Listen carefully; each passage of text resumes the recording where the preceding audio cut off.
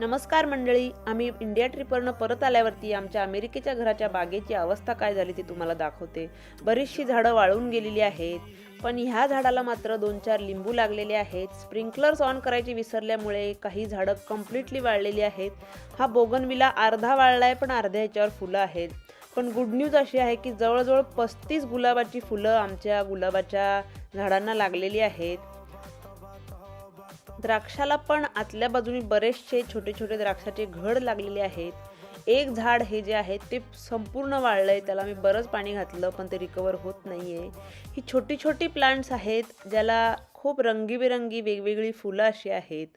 तुम्ही बघू शकता, पांढरी, गुलाबी अशी बरेचसे छोटे छोटे फुलं याला आलेले आहेत. ह्याला पाणी घातलेलं नव्हतं तरी पण ही जिवंत राहिली आहेत आणि याला बरीचशी फुलं आली आहेत. डाळिंबाचं झाड वाळलेलं नसलं तरी त्याला कीड लागल्यामुळे ते बहुतेक कापून टाकावं लागणार आहे.